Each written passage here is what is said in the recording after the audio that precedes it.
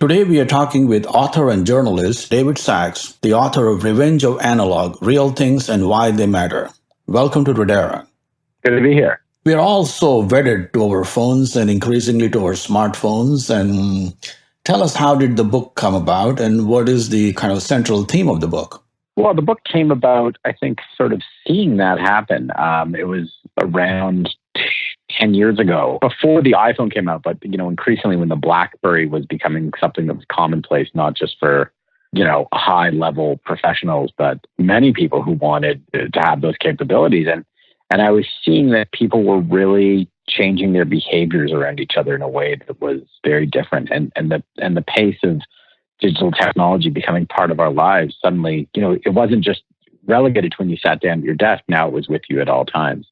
And at the same time, I was wondering what was happening with analog technology because, I had seen that there was this growing and renewed interest in things like vinyl records or film photography that we had assumed would sort of completely disappear. And so I was starting to get the inkling around that, but it took the better part of a decade for it to become a more significant thing. As we adopted more digital technologies, smartphones became really, part of our day-to-day routine. It's almost like the craving for analog grew and the value of it became bigger and more important. And that's really what the book's about. Yeah, and I think you explained very well that many people think that this is the older generation going back to the hipster era or the nostalgia, but that's really not the case. Yeah. When you say hipster era, I think you're referring to like 1950s, right? Thelonious Monk hipster era. But, the reality is that this movement has really been driven largely by younger consumers who have grown up with digital technology and are very comfortable with it and familiar with it and are seeking something else. And they're seeking balance. They're seeking a better way to work or just the things that the phone and the computer can't give them. And I think they're the ones who've embraced it the most enthusiastically because, for them, digital technology isn't special. It's just the way things are. It's the norm. Whereas older generations, the baby boomers or those in their 50s and so on, for them, there's still a novelty and a magic in a way to digital technology. But I think for younger people, that it's not magical. It's just the norm. And it seems more involved, it seems more engaging, and then I guess it means that it's more rewarding too. Yeah, I think it's rewarding, I think, in a deeper way and just a different way, right? It doesn't mean that digital technology and what it brings us can't be rewarding or can't work well for us. And I think I see that in my own life, right? I write my books and articles on the computer in word processor. I don't own a typewriter, and I have no desire to own a typewriter aside from, a piece of decoration. But for other things, analog works better, or it gives a deeper pleasure. And I think music is a great example of this, right? Where for myself, I listen to music on Spotify in the car or when I'm out walking. But when I'm at home, I like to listen to records. And I don't even have a way to listen to, streaming music in my house. And I think it's that duality and the balance of it that is increasingly, the experience that we're looking for. That the iPhone and Android and computer promise us kind of everything in one place. But once we have that, it turns out that we want more than just that one thing. We crave, a variety of experiences and deeper experiences. And I think the analog experience gives people something that's a little more human. And by human, I mean that it takes place in the real world. It requires face-to-face interactions with people. It's a bit more challenging. It's a bit more costly, but ultimately it gives you more in terms of the experience. And also, I think the digital technology has brought enormous convenience. At the same time, it also kind of kept us to ourselves and stay away from each other. And it becomes awkward for this generation to mingle with others without the digital technology. Right. I think it's a crutch that we rely on. And, if we're bored, if we're anxious, if we're sitting somewhere, it's easier to put your face into the screen and swipe down on, your social media account than turn and face the person next to you and have a conversation. But I think all of us realize that when you do have that conversation, when you are in an environment like an airplane, let's say, where, there is no signal, oftentimes those conversations can be meaningful. And it's something we're trained to do even before birth. We know how to socialize with people. We know how to talk.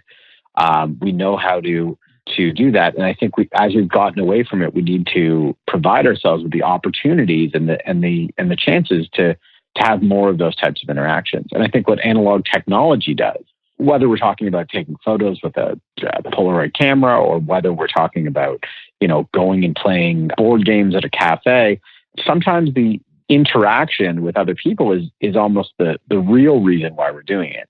And the play of the game or the resolution of the photo is almost the excuse to go out and talk to people and meet other people and socialize. And socialize in a real, face-to-face, real-world setting that's very different from, the socializing that happens screen, which is, a simulation of socialization.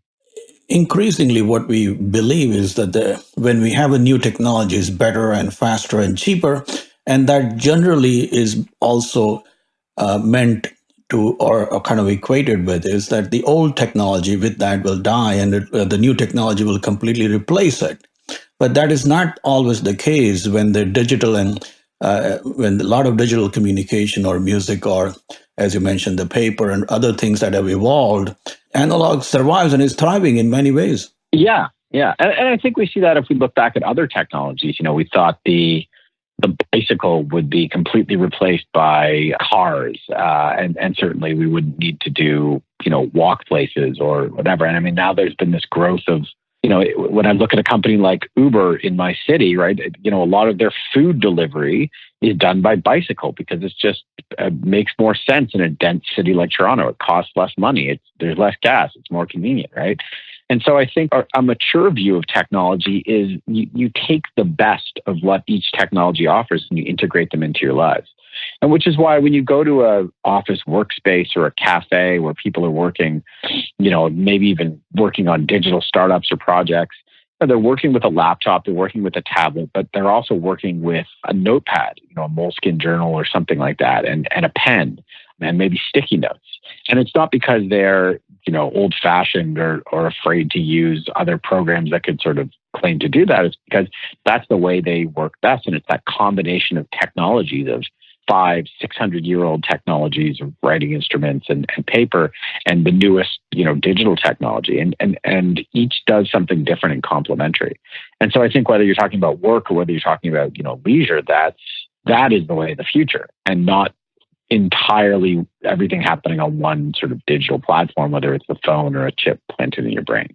Yeah, you have some fascinating examples in the book. And let's talk about the music, the vinyl record. What happened to it? Well, I mean, vinyl record really started to decline in the early 1980s when it was, it was the dominant format for, really like from the post-war era and the rise of kind of American popular music, global popular music, through to the 1980s when, first the cassette tape came along and offered, a portable music experience in your car or with a Walkman.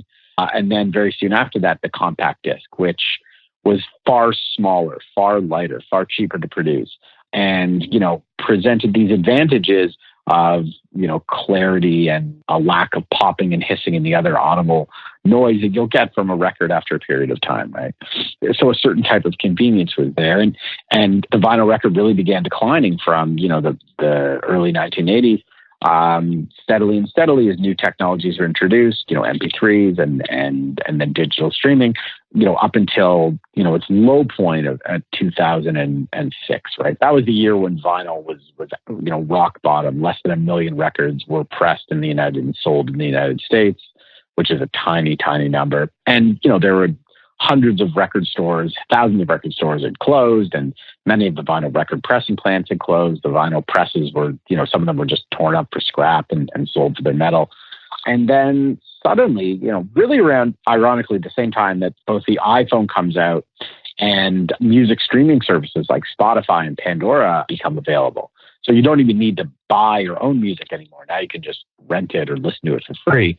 Vinyl starts making this unexpected comeback, and it starts growing and growing and growing, a little bit at first, and then, very quickly, like in significant amounts. Now it's grown, I think, 16 or 17 times since that low point. So from less than a million in 2006 till, I forget what it was last year, but something like 16, 17, or 18 million records in the US alone.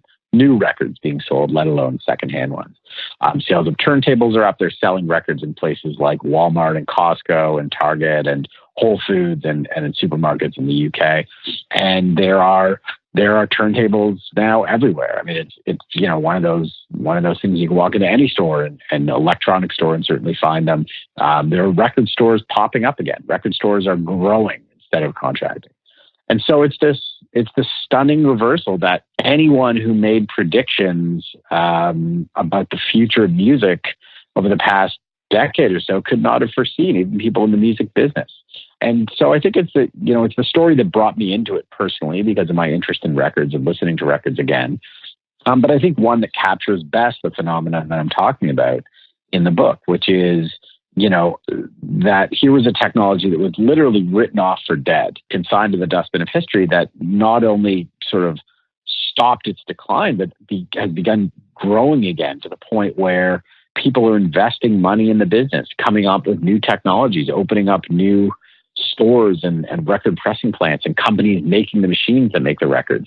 And it's a growth business. It's one of the growing parts of the music business and one of the more profitable parts of the music business too. And I think it's almost like the entire story of the book could be told in that one thing, but obviously it's a broader phenomenon. It is, but I think what it is that people are also looking for a certain kind of experience that is far more richer in quality and also rewarding in experience. Yeah, I think so. And I think it's interesting when you ask people why they are, getting either back into vinyl records after giving them up for, many years, or someone who's much younger, maybe getting a turntable and buying records for the first time in their life. There's the assumption by many that it's because of sound quality. But I think most people you talk to, that's a secondary or even not even a factor.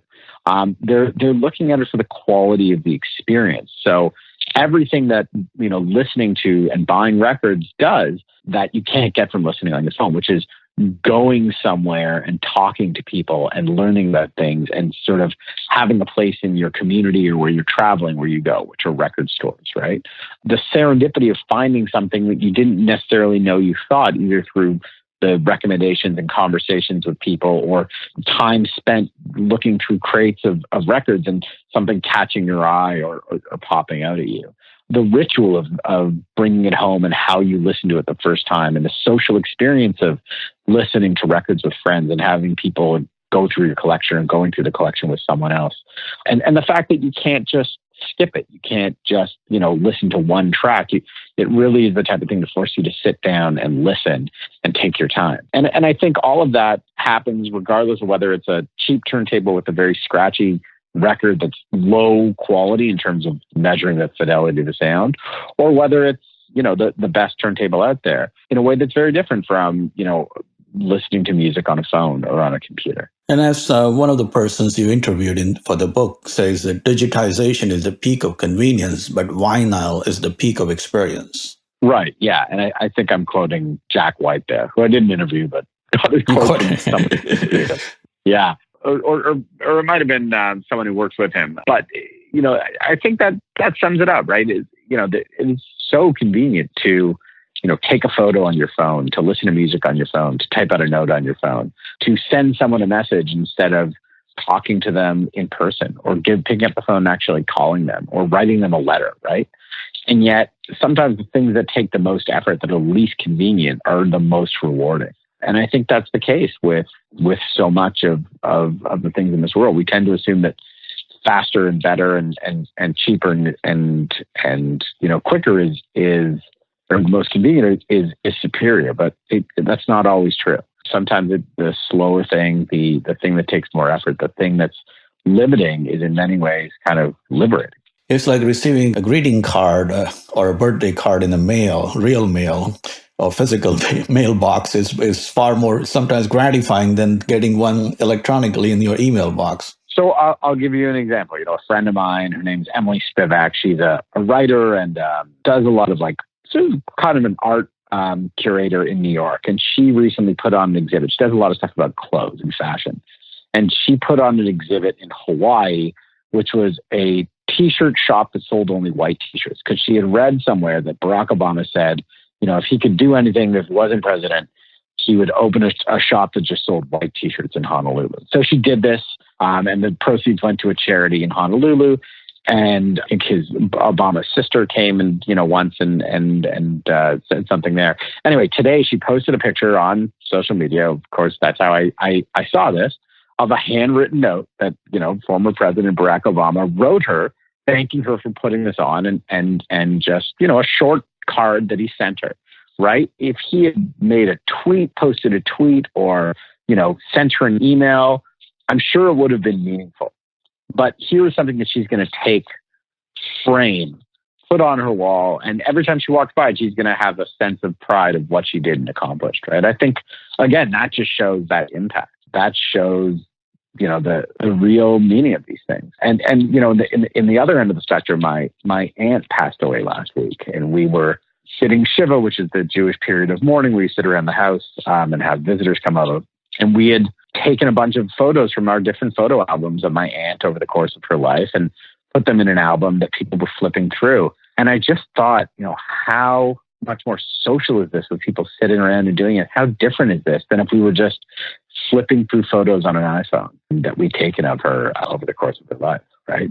I think there is, again, being able to touch something, the real thing, the physical thing, the tactile, the things that happen in the real world face to face. They're always going to be superior in the sense of that experience than the digital, which is essentially a simulation, right? It is the best we can do with, the technology we have and the digits we have, but you can't replace a real friendship or interaction with someone with something that happens on a screen. You can't, in the same way that you can't, as good as a record is, as good as a recording is, it'll never be the same thing as going to see a performance live, which is why we'll go and pay, hundreds of dollars for concert tickets sometimes, or travel to another city to see our favorite musician or band play.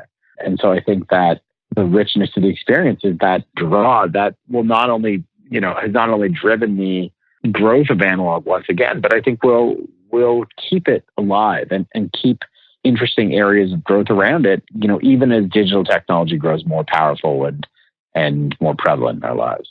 These experiences are far more social and meaningful and far more rewarding. At the same time, the world is multifaceted, as you say in the book. It's not just a binary choice between 1 and 0 or between Apple and Samsung and so on. Right. And I think that's, I think the best and smartest people working in technology acknowledge that, this notion that we have to choose between one or the other.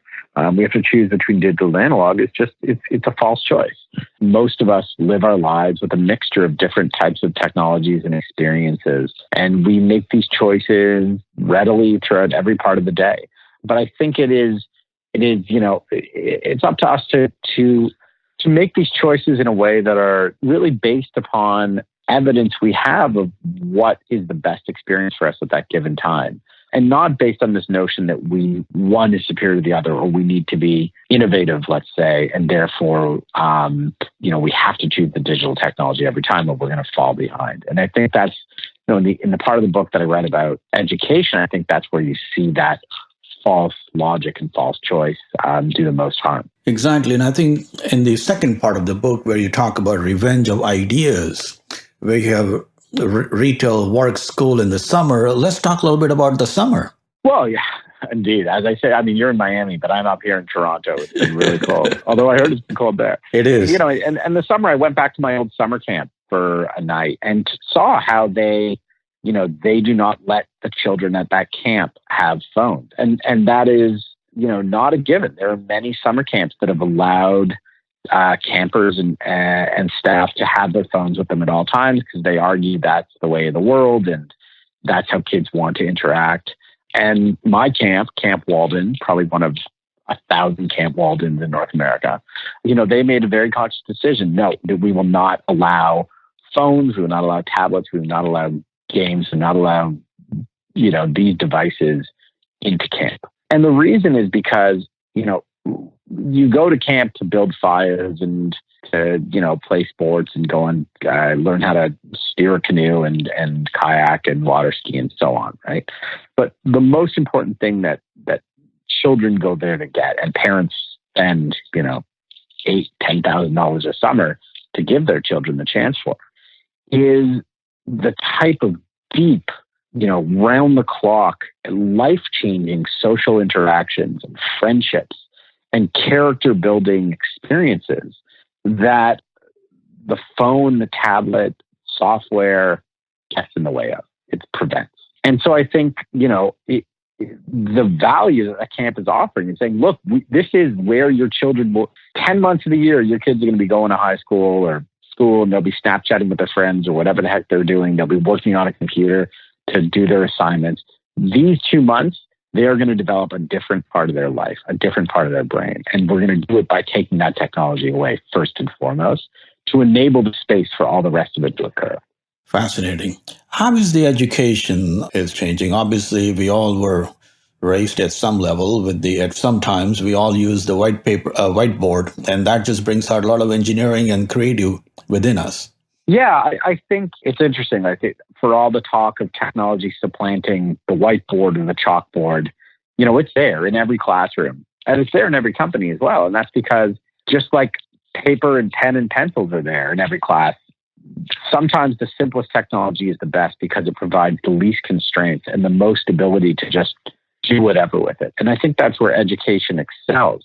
There's been this false notion sold and repackaged and resold, time and again, since the dawn of all sorts of different types of technology, whether it was radio or film or television, VCRs and laserdiscs in classrooms, to computers, CD-ROMs, and the internet, and now tablets and whatever, phones in class.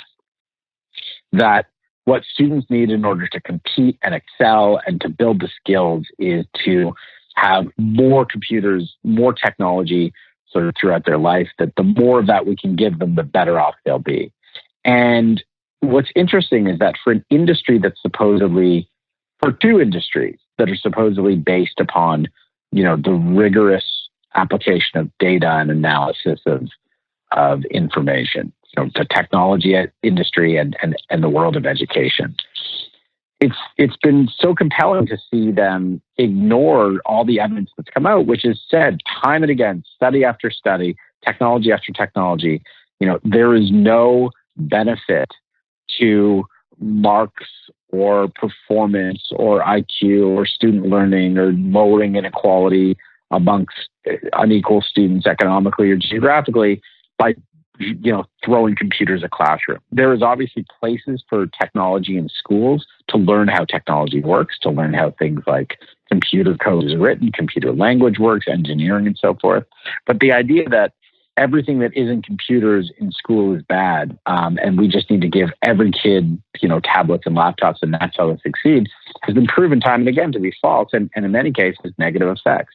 And yet, time and again, you see schools making those pronouncements. But I think we're at a tipping point now where it is changing. And so I'm hearing about schools here in Toronto, schools around the US, even the entire French school system, which as of September this year is going to ban all phones and tablets for students in classes across, the entire country of France. And that's because they see the actual damage that it's doing. They acknowledge something that was sort of seen as this unending good and had this tremendous potential to transform education. They've seen that it does have a transformative potential, but in most cases, that transformation has been distracted students who lose empathy, don't know how to concentrate, don't know how to learn, and the effects are negative. And so I think that this is where that evidence-based evaluation of technology needs to come in. It's one thing to say, we're going to bring in artificial intelligence to schools and it's going to totally transform education. Isn't that wonderful?